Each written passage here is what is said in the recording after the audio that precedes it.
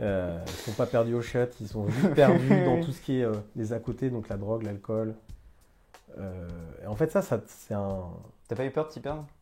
Bah ouais, si, un moment, ouais, je suis allé loin dans le truc, hein. Attends, pause. C'est quoi le Cryo Média? On est une équipe qui vous propose du contenu vidéo respectant 3 piliers: le débat, l'ouverture d'esprit et la pluralité des opinions. Notre but, faire réfléchir et permettre la libre circulation des idées. Bonne vidéo.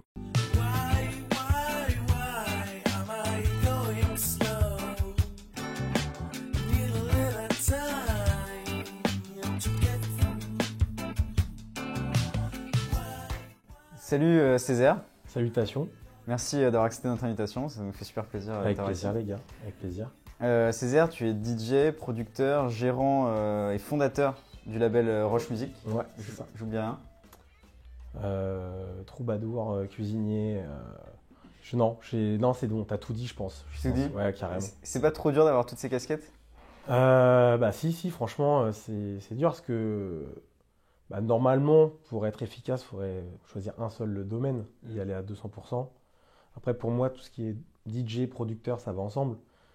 Mais encore, tu peux pas exceller en tant que producteur si tu es à fond dans le DJing. Donc en plus, je rajoute la gestion d'un label, donc c'est de l'orga, beaucoup d'orga, et puis d'essayer de faire en sorte que tout fonctionne. Donc ouais, je suis pas exceptionnel en prod, pas exceptionnel en DJ, pas exceptionnel en gestion de label, mais avec tous ces trucs que je fais un peu à moitié, en fait, ça me donne une spécificité que peu de personnes ont. Et je trouve que les trucs se nourrissent et que ça crée quelque chose de différent. Et au jeune Césaire, si tu peux lui parler, si lui qui voulait sans doute faire que de la musique, tu lui dirais suis cette voie, t'as bien fait de suivre cette voie? Ouais, carrément.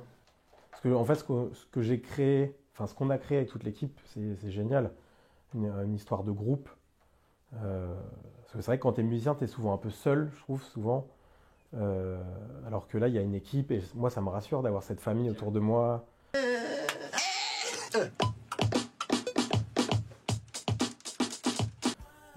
Tous ces amis, mais qui sont aussi des gens à qui je bosse.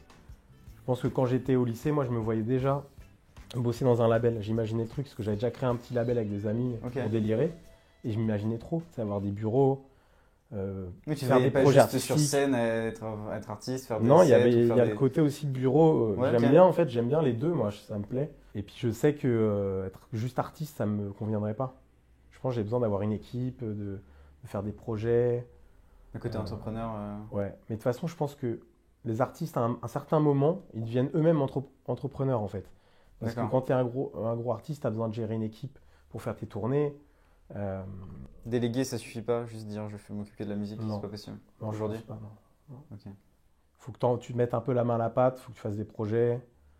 De toute façon, aujourd'hui, être juste artiste, c'est pas possible en fait, de faire que de la musique. Tu as tous les rapports avec les marques, tous les tournées qu'il faut faire. Il faut gérer plein de personnes autour en fait. Il n'y a pas d'artiste tout seul, hein. Enfin, FKJ, il a une grosse équipe, un manager. Des Oui, mais ingé lui, sons. il s'occupe que de la musique.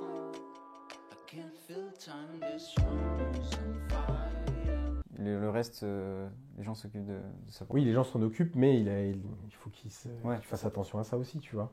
Il laisse pas tout couler, quoi. Ouais. Enfin, demande à The Weeknd, je sais pas, je pense que. Prends un Kanye West, je pense que c'est un bon exemple, Kanye West.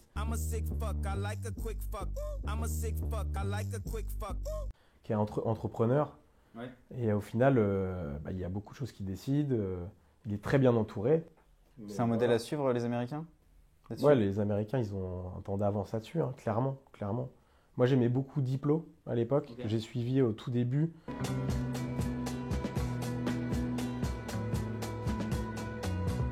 Voilà, il faisait pas de l'EDM au début.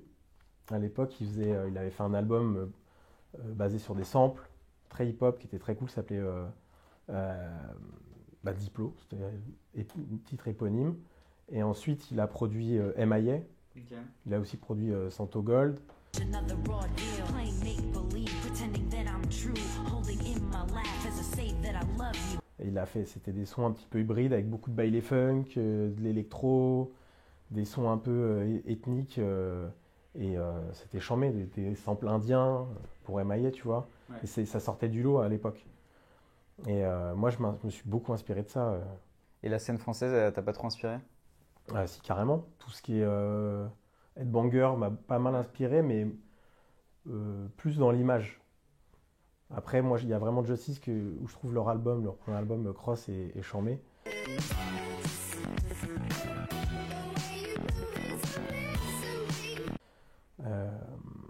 J'ai beaucoup aimé, moi, Incitube aussi. Incitube, Parawan, Shurkin, Bob Mo, ils avaient une énergie en club qui était folle. Franchement, c'était vraiment de la house de Chicago, c'était assez fou.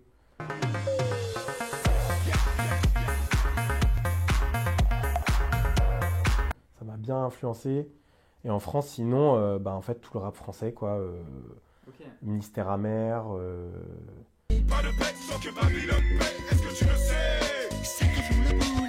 Passy, Stommy Bugsy, Doc Gineco. Ça, c'est vraiment le trio, moi, qui m'a Le hip-hop bien et bien inspiré. hip-hop, Ouais. J'écoute toujours du hip-hop, hein. J'écoute des trucs aujourd'hui. Est-ce que ça a mal vieilli le hip-hop? Non, je trouve pas. Moi, je trouve que c'est de la musique qui vieillit pas. Quand c'est bien produit, tu réécoutes 15 ans après, tu fais c'est charmé. Ok. Surtout que c'était très bien produit à l'époque. Tu écoutes l'album de Doc Gineco qu'ils ont fait à Los Angeles. Il sonne de ouf. Une consultation.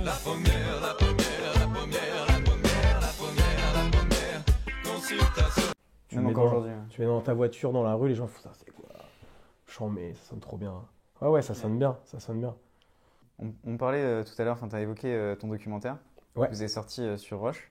Nous ne sommes pas autoproclamés French Touch 3.0, hein. Ça c'est les médias qui nous a posé cette étiquette.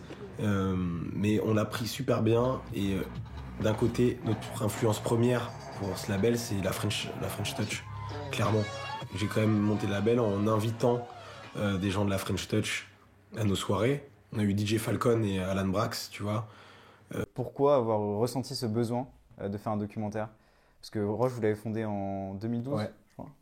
2012, ouais, c'est ça. Bah, j'avoue que quand j'ai lancé le label, je l'ai fait en me disant, tiens, on va faire un documentaire un jour. Ok. Parce que, voilà, c'est une réussite. Donc je me dis, il faudra qu'un jour ça arrive. Et on a une proposition en 2015, je crois, de gens qui travaillaient dans la pub et ils voulaient faire un docu avec nous. On fait, ouais, très bien, les gars, chaud. Ok, c'est pas vous qui l'avez réalisé. Non, au début, on était vraiment. Non, au début, pas du tout. Et moi, j'avais cette envie-là, donc je fais, ça tombe bien. Ils nous ont suivis un petit peu, on a fait des petites vidéos, puis au fur et à mesure, eux, ils avaient un autre job, ils n'avaient pas le temps. Donc, ils ont lâché le truc. Ok. Et nous, en plus, on avait lancé un Kickstarter, donc on était là en mode, putain, on a levé de l'argent, Ouais. on peut pas lâcher le truc. Puis en plus, ça vous plaisait aussi de Ouais. faire à ce moment-là, l'idée commençait à germer. Là, on vous était avez là, dit, on va le faire, Ouais. mais on savait pas comment faire, parce qu'on n'était plus accompagnés. Mm. Donc, on a dû trouver Eric et Kevin, donc Eric qui a écrit Ok. le docu, et Kevin Froley qui a fait le montage et qui a filmé et tout. Et en s'entourant de ces deux personnes, en fait, on a pu mettre le truc à exécution et avoir ce documentaire. Donc 5 ans après, ça a mis Ok, du temps. ouais. Mais au final, heureusement, parce que en 2015, on n'avait pas grand-chose à raconter. Et en mettant 5 ans à le faire, du coup, on a pu avoir récupéré des footages, faire d'autres voyages. Il nous arrivait plein d'autres choses. Et Après, du coup, l'histoire, elle est carrément plus consistante Oui. que si on l'avait fait 5 ans avant. Après, le documentaire raconte aussi justement un peu avant Roche et comment tout ça s'est mis en place et l'univers dans lequel vous baigniez à l'époque. Et Jean, c'était la seule personne qui, à l'époque, faisait des soirées à Paris, qui avait déjà une oreille un peu là-dedans. Donc, je lui ai envoyé mes démos. Et il m'a dit, mec, c'est cool, viens, vas-y, je m'occupe de toi. Je sais pas si tu as fait exprès de t'habiller en violet aujourd'hui. Parce que Purple ouais, Night, les gars. exactement, c'est ce dont j'allais te parler, ton C'est ma titre couleur. Purple Night. With my body and soul. C'est un des titres les plus populaires, je crois, Ouais, sur Carrément. celui qui a le mieux marché. Ouais. Qu'est-ce que tu cherches à dire dans cette musique? Moi, c'était plus une atmosphère en fait. Déjà, je fais pas de synesthésie là, pas vraiment, mais quand je fais la musique, j'ai certaines couleurs en tête. Et le violet, il était pour cette track en fait. J'écoutais beaucoup de New Jack Swing à l'époque, donc cette rythmique en ternaire et ce sample en plus. Et ouais, ce son, moi, c'est juste une atmosphère que je voulais donner et qui au final est une base de ce que je vais faire maintenant. Un son plus groovy, un peu violet, donc très un peu sensuel quoi, tu vois. Je vois. Et voilà, mais c'est marrant parce que c'est un son qui a très bien marché Ouais. Tu t'attendais pas c'est forcément pas. Hein? Tu t'attendais pas forcément Ou Bah, c'était je pas. m'attends- non, franchement, je m'attendais pas du tout, mais il y a plein de gens qui me disent qu'ils kiffent de ouf. Je sais Ouais. pas, il y a un truc avec ce track.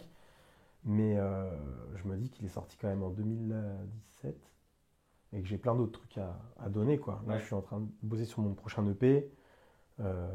Voilà. Mais le problème, c'est que souvent, les tracks que tu as fait en premier, avec moins de technique, ils marchent mieux que ceux où tu t'es pris la tête de fou. Putain, je vais enregistrer une Ça batterie. t'énerve là. ça Ça t'énerve qu'on parle pas forcément des morceaux Non, trop que t'as pas. le plus travaillé? Ah, ça sonne? Ah bah, tiens, Jordan Lee. Jordan Lee est là. Et au coupe au montage, les gars. Tu disais, ouais, du coup, non, est-ce que ça me gêne que. Bah, est-ce que quand tu travailles un titre, tu passes du temps sur un titre à le faire et qu'on finalement on se souvienne du titre que t'as fait un peu comme ça Ouais, et que t'as pas travaillé, est-ce que ça t'énerve? Bah non, ça m'énerve pas, mais ça me fait penser qu'il faut des fois être plus pas sensible, mais plus direct Ok. dans sa musique. Après, c'est bien de travailler, mais des fois, il y a certains sons que tu vas les faire rapidement et c'est eux qui vont être les meilleurs parce que tu auras un feeling en fait. Mais ça demande du travail. Et moi, je me rends compte que la musique, en fait, tu peux pas en faire comme j'en faisais à l'époque, une fois par semaine. Il faut en faire tous les jours. Là, moi, je me suis mis à prendre des cours de piano, donc j'en fais tous les matins Ok. avant d'aller au bureau, donc c'est obligatoire. Après, je vais au bureau et après le bureau, je vais faire du son. Donc, Ok. c'est ma routine en fait pour pouvoir faire tout. Et être présent au bureau et présent en musique. Tu structures bien tes journées? Comme Ah ça? bah ouais, là c'est structuré. Mais en fait, le Covid m'a grave aidé à Ok. être bien carré. Parce que je me rappelle, tu sais, quand tu es en primaire au collège, tes parents ils te mettent une routine. Hmm. Donc tu es là le C'est vrai. matin, tac, tu te laves, tu as tes affaires qui sont toutes prêtes, boum, petit déj, tu pars, prends le bus, tac. Après le soir, tu as le sport, tu rentres, tu te couches et tu sais, tu fais cette routine. Et moi, je suis arrivé à Paris, je l'ai perdu complet. Je faisais plein de soirées, j'étais un peu destroy. Et là, je retrouve. Est-ce que c'est pas ça qui t'a permis de pouvoir développer Roche, de faire plein de soirées, justement, et pas forcément avoir une hygiène de vie qui. Fallait que je sois destroy au début. Ok. C'était déconstruction, reconstruction. Ok. Ça a commencé comme ça. J'étais vraiment. J'allais à la concrète, je finissais très tard, je vivais un peu la nuit. Et j'ai créé plein de réseaux en faisant ça. Ouais. Et aujourd'hui, là, je suis dans un truc où il faut que je me dompte un peu et que je sois carré si je veux que les choses marchent pour moi, en fait. Ok. Parce que je peux plus me permettre d'être fonce-dé en soirée et d'arriver, ouais, les gars, dire des conneries. Tu vois, faut que je me maîtrise maintenant. Je suis obligé. J'ai une image à défendre, en fait. Je me rends compte de plus en plus. Je prends conscience de ça. Et du coup, tu dirais aux jeunes, justement, qui débutent dans la musique, qu'il faut sortir, se faire un réseau d'abord, et après structurer un peu comme tu as fait, ou tu leur dirais directement non, soyez sérieux, ne sortez pas, je sais pas. Non, mais en vrai, je sais pas, il n'y a pas trop de règles, mais c'est vrai que quand tu es dans la club musique, Ouais. bah, c'est bien d'y aller dans les clubs. Mais moi, j'ai vu des gens, ils sont perdus dans le club, carrément. Ça peut se trouver. Non, mais après, c'est une image, mais C'est très rare. ils sont pas perdus au shot, ils sont juste perdus dans tout ce qui est les à côté, donc la drogue, l'alcool. Et en fait, ça c'est un. T'as pas eu peur de t'y perdre? Bah ouais, si, un moment, ouais, je suis allé loin dans le truc, hein, mais j'avais ce mental un peu vu que j'ai fait beaucoup de sport avant de basket, où pour moi c'était un peu malsain en fait. Ok. Et donc à un moment j'ai fait, oula, tu pars en couille, reviens un peu sur tes bases, et c'est vrai que j'ai un peu calmé quoi. Et à un moment, ouais, je suis parti loin, parce qu'en fait tu vis que de ça, et puis tout ton monde il tourne autour de ça quoi. Avec tout ce que ça contient, c'est-à-dire la drogue, les aspects négatifs parfois. Bah ouais, mais après, ça c'est un truc que je sais qu'il existe, mais je mets plus trop d'énergie là-dedans en fait. Je mets plus du tout d'énergie là-dedans. Je sais que ça existe, c'est cool. Le public en prend ou pas, je m'en fous. En fait, nous, on va faire du son qui fait danser les gens. C'est tout le truc. Ou le reste après. Après, la drogue, elle est là. Les gens, ils font ce qu'ils veulent. Voilà. Mais c'est un truc, moi, j'y vais plus trop. Et puis, j'ai remarqué un truc, c'est que chaque musique a sa drogue, en fait. Tu vois, genre, la trap, ils ont la ligne. Ouais. Voilà. Par exemple, c'était Screw and Shop. Ils avaient la ligne aussi. C'était le même. Un truc qui ralentissait les sons. D'accord. Sur les vinyles, et puis ça faisait un autre délire en fait. Après, t'as la techno, la house, ils ont leur drogue. T'es pas obligé de prendre de la drogue pour faire cette Donc musique. on n'apprécie pas mieux la musique quand on est sous drogue? Pourquoi les gens Non, mais prennent en de la fait, drogue sous drogue, t'apprécies tout. Donc, tu vois ce que je veux dire? Ouais. C'est ça le problème. Ok. Donc, c'est pas forcément. En vrai, moi, ce que je conseille aux gens, c'est de déjà faire gaffe aux drogues. Parce que c'est pas forcément la bonne solution. Et je pousse les gens à faire des expériences. Ok, Voilà. Mais de faire attention. super. Faites gaffe, les gars. À consommer avec modération, Avec modération. toujours. Pour terminer, je vais te poser les 2 dernières questions qu'on pose à tous nos invités. Ouais. Quelle est la personne que tu souhaiterais voir assis à ta place dans une prochaine interview de ce format-là? Moi, je dirais Tony Parker, allez. Tony Parker, ok. Ouais. Sa réussite française aux États-Unis. Une idole pour toi? Je suis pas idole, mais je le respecte beaucoup. Ok. Ouais. Je trouve que c'est beau ce qu'il a fait, quoi. Ouais. Lui, il a réalisé le rêve que j'aurais aimé réaliser. Tu vois? Ok. Parce que le rêve de la musique, je le touche des doigts. T'as parlé Alors beaucoup de que- sport, ouais. Ouais, alors que le basket, non. Mais donc du coup, ouais, je suis admiratif, carrément. Ok. Bah Tony Parker, si tu nous regardes, c'est jamais. Je t'attends.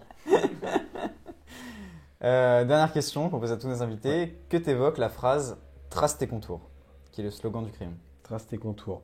Bah, pour moi, trace tes contours, c'est affirme-toi, deviens toi-même et voilà, fais des expériences, un maximum d'expériences, sors des sentiers battus, voilà, et sois ouvert au changement, à la différence. Et voilà, trace tes contours, mais des beaux contours surtout. En purple, en violet, du coup. En violet, bah moi, ce sera purple, ouais, contour purple. Petit contour ici, tac, et voilà. C'est joli contour. Super. Bah merci beaucoup César. Ah, merci beaucoup, C'était un c'est plaisir. cool. Si cette vidéo vous a plu, n'hésitez pas à vous abonner, laisser un j'aime, mettre un commentaire. On se retrouve très bientôt pour une prochaine interview. C'était Antonin pour Le Crayon. Salut. Cause I speak loudly when the answers won't think I'm heavy.